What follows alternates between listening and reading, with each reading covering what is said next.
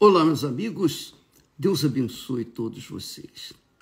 Que o Espírito Santo venha iluminar o nosso entendimento, o seu, o meu, para que possamos entender qual é a sua boa, agradável e perfeita vontade para cada um de nós.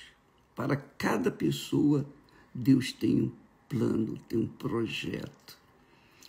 E a gente vai ver o plano dele para as nossas vidas na sua santa palavra.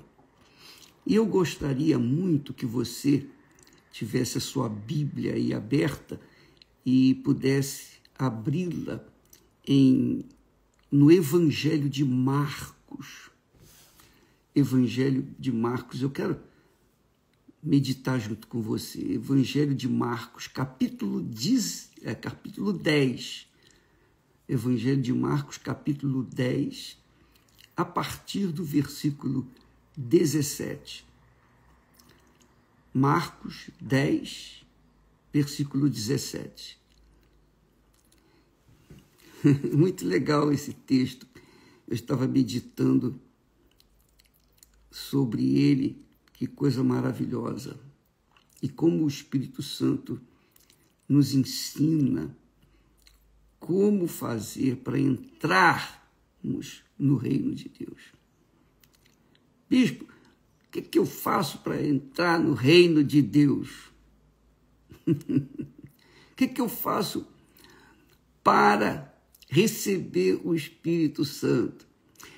Quando você recebe o batismo com o Espírito Santo, você entra no reino de Deus. Aí você vai ver o reino de Deus. Você vai perceber o reino de Deus. Você vai ouvir a voz de Deus. Você vai entender a palavra de Deus. Você vai ouvir o Espírito Santo guiando você, orientando você, iluminando o seu entendimento. Toda essa riqueza que o reino de Deus tem passa para dentro de você. É isso. Quando uma pessoa entra no reino de Deus, ela se torna a pessoa mais feliz na face da terra. Por quê? Porque ela deixa o reino desse mundo, que é podre, nojento, é cruel, é mau, é diabólico, e entra no reino de Deus, o reino com o Espírito Santo, o reino da paz, o reino de paz, o reino de vida, o reino da eternidade. Quem entra no reino de Deus, depois, quando é promovido, quando adormece aqui na terra, acorda no reino dos céus. É assim que eu vejo. Então, você já deve ter aberto aí a sua Bíblia. Vamos ler o texto, por favor. Marcos, capítulo 10, a partir do versículo 17. Jesus ensina o que nós temos que fazer para entrarmos no reino de Deus. Diz o texto que, e pondo-se a caminho, quer dizer, Jesus pondo-se a caminho, imagine quantas pessoas deviam estar ao seu redor. Pondo-se a caminho, correu para ele, para Jesus, um homem. De repente, surgiu um homem correndo e veio para cima dele. Correu para ele um homem, o qual se ajoelhou e diante dele, lhe perguntou: Bom mestre, o que farei para herdar a vida eterna? Porque você sabe, todo mundo, quem vive no reino do mundo, tem medo de morrer, porque não sabe para onde vai a sua alma. Mas quem vive no reino de Deus já é feliz, porque está inserido dentro do reino de Deus. Quem é nascido do Espírito Santo, da água e do Espírito Santo, já está no reino de Deus. farei para herdar a vida eterna? Quer dizer, vamos avaliar esse homem que correu e se ajoelhou diante de Jesus. Ele era um homem rico, ele era um homem muito rico. Diz aqui o texto, que Jesus lhe disse: por que me chamas bom? Ninguém há bom senão um, que é Deus. Só Deus é bom. Só Deus é bom. Por isso que ele disse, quando criou todas as coisas lá no Gênesis, ele disse: isso é bom. Isso é bom, porque tudo que Deus faz é bom, perfeito. E Jesus, então, lhe perguntou: por que me chamas bom? Ninguém há senão um, só Deus. Somente Deus que é bom. Só Deus é bom. E aí Jesus disse: tu sabes os mandamentos. Não adulterarás, não matarás, não furtarás, não dirás falso testemunho, não defraudarás alguém, honra a teu pai e a tua mãe. E ele, porém, respondendo, disse para Jesus: mestre, tudo isso tenho guardado desde a minha mocidade. Então, você avalia até aqui que esse homem rico, maduro, ele era humilde. Era humilde, porque ele correu e se lançou aos pés de Jesus de joelhos. Ele era um homem rico, era humilde, era religioso, porque ele guardava os mandamentos que Jesus falou desde a sua mocidade. Desde a sua mocidade. Então ele era rico, ele era humilde e ele era religioso. Quer dizer, aparentemente ele era um homem perfeito, feliz, alegre.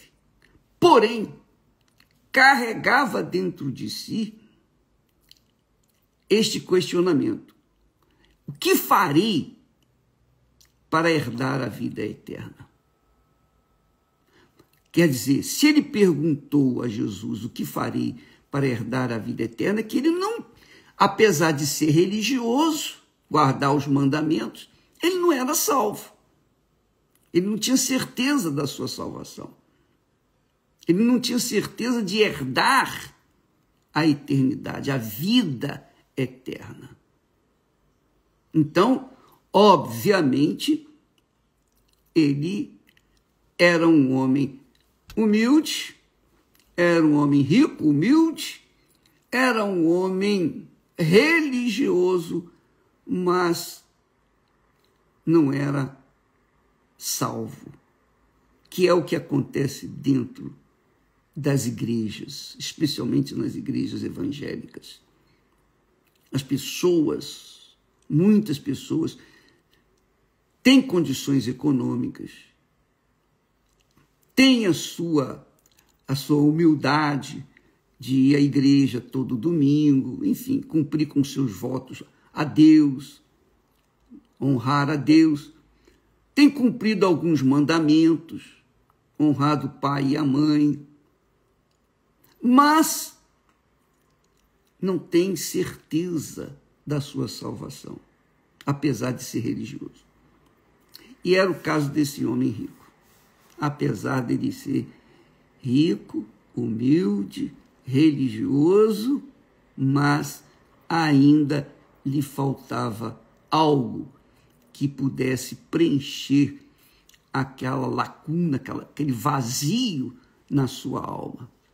E quando Jesus ouviu ele falando: tudo isso eu tenho observado desde a minha mocidade, e Jesus, diz o texto, e Jesus olhando para ele, o amou e lhe disse, presta atenção que isso é muito forte. Se você ler a Bíblia rapidamente, você não vai pegar esse espírito. Você tem que ler palavra por palavra, observando vírgulas, pontuações, etc, etc. E Jesus, olhando para ele, o amou e lhe disse, falta-te uma coisa. Falta-te uma coisa. Vai, vende tudo quanto tens e dá-o aos pobres, e terás um tesouro no céu. E vem, toma a cruz e segue-me. Jesus falou para ele, você quer entrar no reino de Deus? Você quer realmente entrar no reino de Deus? Você quer realmente ser salvo? Então, você tem que largar o mundo. Não pode entrar no reino de Deus. Você não pode entrar no reino de Deus carregando dentro de si um pedacinho do mundo. Não pode. Presta atenção, amiga e amigo. Não pode entrar no reino de Deus sem antes morrer para o mundo, que é o que Jesus falou. Aquele que é nascido da carne é carne, e o que é nascido do Espírito é Espírito. Quando falou para Nicodemos, que era religioso, que era um homem bom, era um homem sincero, humilde. Mas Jesus disse, Nicodemos, se você não nascer de novo, você não pode ver o reino de Deus. Depois Jesus disse, quem nasce da carne é carne, quem nasce do Espírito é Espírito.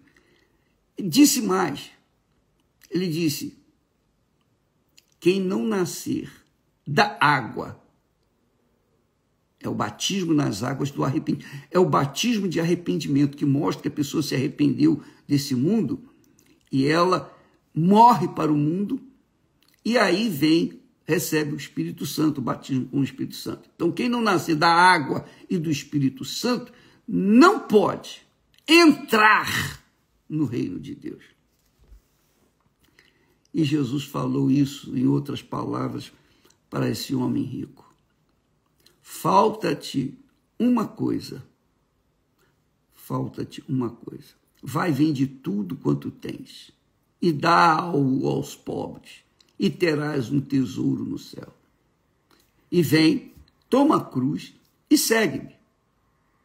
Só que aquele homem pesaroso, poxa, ele sentiu muito o peso dessas palavras de Jesus, pesaroso desta palavra, que é o que muita gente sente, gente que tem condições econômicas, gente que está apegada às coisas desse mundo, gente que ama a sua mãe, seu pai, sua família, seus filhos, mais do que ao Senhor Jesus, gente que está apegada às coisas e pessoas desse mundo, mais do que o próprio Deus. Você sabe, o primeiro grande mandamento é amar a Deus sobre todas as coisas, inclusive pessoas, inclusive o mundo inteiro.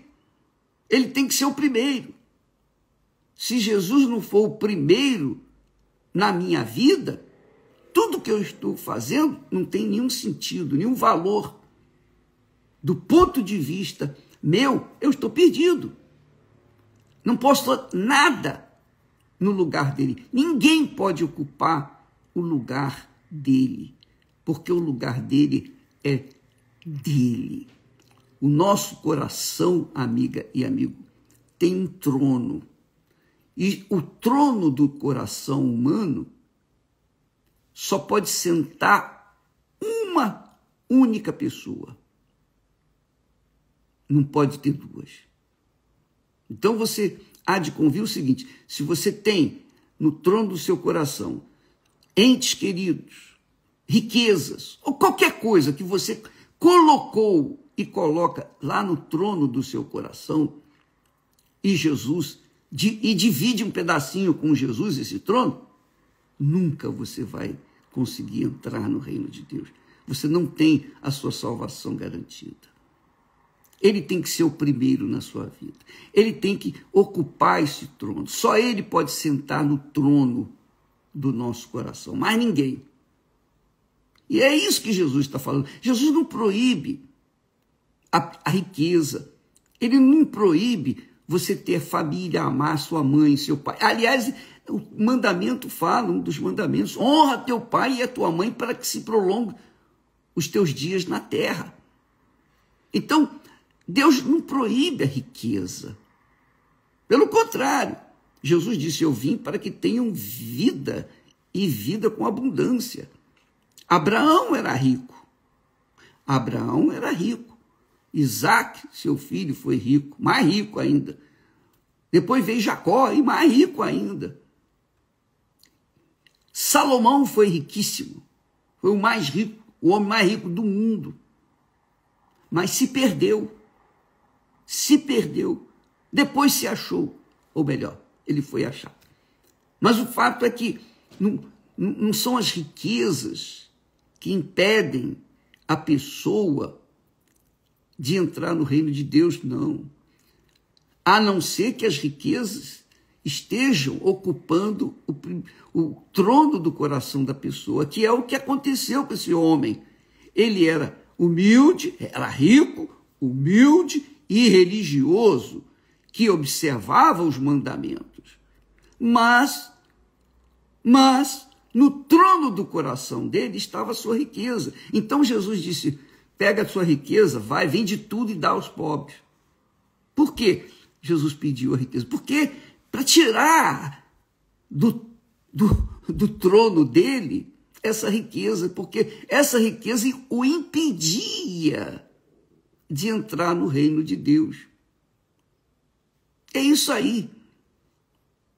Entendeu? Assim como muitas pessoas colocam o pastor em primeiro lugar na sua vida, coloca o bispo, a igreja, a religião, coloca o pai, a mãe, o filho, a filha, o seu trabalho, o seu nome, sua reputação, sua profissão, qualquer coisa ou pessoa que venha ocupar o trono, sentar-se no trono do coração humano, esse é o seu Deus. E quem é o seu Deus? Jesus disse para esse homem, sincero, está aqui escrito, e Jesus olhando para ele, o amou. Jesus amou aquele homem, mas ele não amou Jesus. O amor de Jesus foi correspondido quando ele deu a vida toda. Ele deu a própria vida para resgatar a nossa vida. Quer dizer, ele abriu mão de tudo para poder salvar a vida da gente. E você acha que ele vai aceitar 99% da nossa vida? Não, é tudo por tudo. Ele não é contra a riqueza, ele não é contra você ter a sua casa, seu carro, você ter a sua vida abundante. Não, ele não é contra isso. Ele é contra você colocar qualquer coisa, inclusive a riqueza, inclusive pai, mãe, marido, mulher, filho, namorado, noivo, noiva, enfim, qualquer pessoa, qualquer coisa que você coloque no trono do seu coração, que não seja Jesus, então você não pode entrar no reino de Deus. Ele perguntou, mestre, o que farei para entrar no reino de Deus? Está aqui escrito. Para herdar a vida eterna. Só no reino de Deus, estando no reino de Deus, que a gente tem a vida eterna. se não estiver no reino de Deus, não é possível. E o reino de Deus começa aqui na terra. Não é depois que você morre, não. É aqui na terra. Quando você submete a sua vida ao Senhor Jesus Cristo. Quando Ele reina dentro de você. Então, infelizmente, isso é uma realidade. Infelizmente, as pessoas valorizam mais o que elas veem, o que elas sentem, o que elas tocam, as pessoas ou as coisas que elas provam, apalpam, do que propriamente aquele que é espírito, que é Deus. Deus é espírito. E o Espírito de Deus está buscando por toda a terra. A Bíblia fala que os olhos do Senhor passam por toda a terra. Buscando quem? Pessoas cujos corações sejam totalmente dele. Então, amiga e amigo, talvez você diga, poxa, bispo, mas eu sou fiel a Deus nos meus dízimos, e daí? Você pode ser fiel nos seus dízimos, você pode ser fiel nas suas ofertas, você pode colocar qualquer coisa do altar de Deus, mas se o trono do seu coração está ocupado por coisas ou pessoas que não seja o próprio Deus, na pessoa do Espírito Santo, você não pode entrar no reino de Deus. Você não pode garantir a salvação. Por exemplo, esse homem rico, ele era um homem bom, um homem humilde, um religioso, já falamos isso. Ele se humilhou diante de Jesus, ele se dobrou, ficou de joelhos perante o Senhor Jesus, no meio da multidão, quer dizer, ele não teve vergonha de assumir a sua fé. Mas faltava uma coisa para ele. Foi o que Jesus falou. Ainda te falta uma coisa. O que é, Senhor? Vai, vende tudo que você tem e dá aos pobres, e terás um tesouro no céu. Aí toma a cruz, toma a sua cruz, vem e segue-me. Essa que é a dificuldade das pessoas. É por isso que a maioria não recebe o Espírito Santo. Não pode receber o Espírito Santo. Porque tem o seu coração apegado a pessoas ou a coisas. Eu amo a Esther. Isso é visível. Mas ela não é a primeira no meu coração. Não, ela não é a primeira na minha vida. Primeiro na minha vida é o meu Senhor Jesus. Primeiro Ele. Primeiro Ele. Claro, se Ele é o primeiro na minha vida, então o meu relacionamento com Ele é íntimo. Então há um pacto entre nós. Então a cruz se forma justamente isso. O pé da cruz quer dizer o relacionamento, pacto, aliança, casamento, matrimônio que nós temos com Deus. Primeira coisa. Não existe cruz sem o pé da cruz. A cruz começa com o pé, né?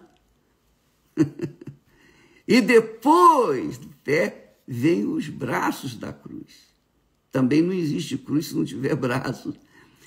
E é claro, os braços da cruz é o amor, a haste vertical, o pé da cruz representa o primeiro grande mandamento. Amarás o Senhor teu Deus de todo o teu coração, com todas as tuas forças, de todo o teu entendimento, de todo o teu pensamento. É tudo. Tudo, tudo, tudo, tudo. Essa é a haste vertical da cruz. Primeiro, Deus. Em segundo lugar, o segundo mandamento, semelhante a esse, Jesus disse: amarás o teu próximo como a ti mesmo. Quer dizer, quem é o meu próximo? Quem é a pessoa mais próxima de mim? É a Esther. Eu sou a pessoa mais próxima dela aqui nesse mundo. Então, os braços da cruz são formados assim. A haste vertical é o primeiro grande mandamento. E os braços da cruz, relacionamento marido e mulher. Fidelidade, lealdade, compromisso, companheirismo, etc, etc, etc, etc. Isso é a cruz. Essa é a cruz que nós carregamos. Essa é a cruz minha, nossa, que nós ensinamos as pessoas a formar. E cada cruz é individual.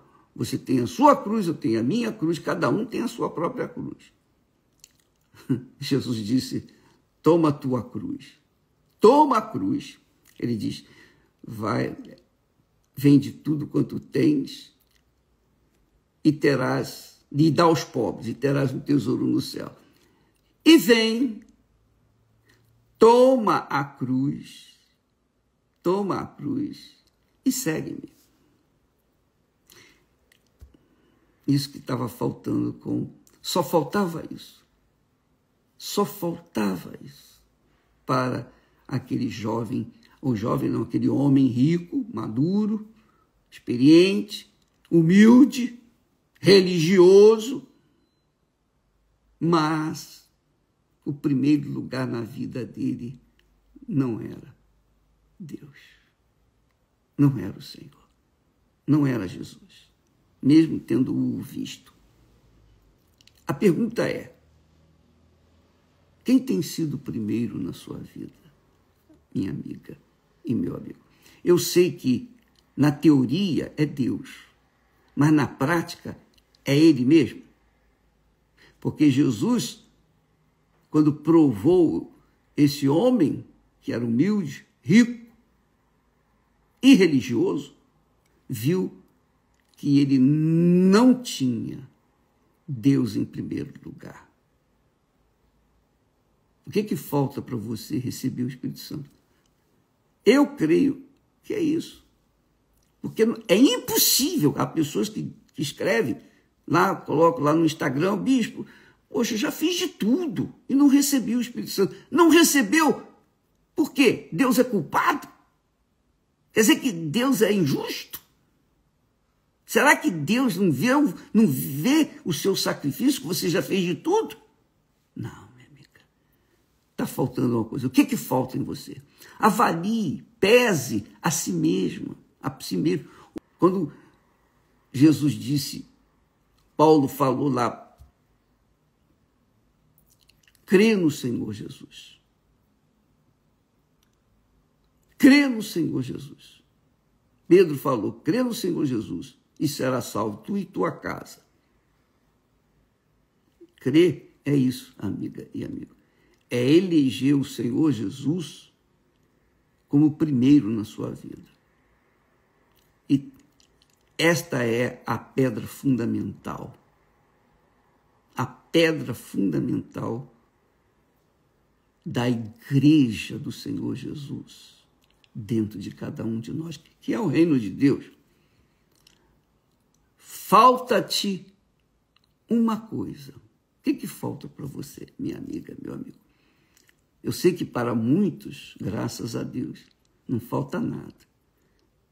Ficam felizes, porque não estão apegados a nada neste mundo.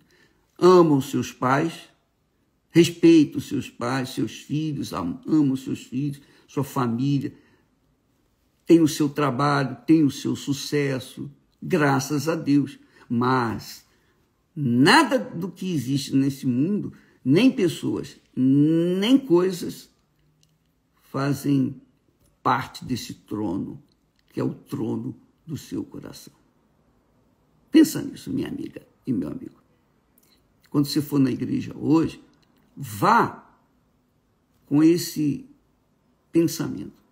Vá já examinando a si mesmo. Por que eu não recebi o Espírito Santo ainda? Você não tem Jesus. Quem dá o Espírito Santo é Jesus. É Ele que batiza com o Espírito Santo. Se você não crê nele de todo o seu coração, com todas as suas forças, de toda a sua alma, como é que ele pode te dar o Espírito dele? Se você não aceita nem ele. Você quer ter o Espírito Santo sem ter Jesus? Não tem condição. Impossível. É impossível, porque só ele é capaz de batizar com o Espírito Santo. Deus abençoe e até logo mais e amanhã, em nome de Jesus. Ou amanhã. Deus abençoe. Em nome do Senhor Jesus.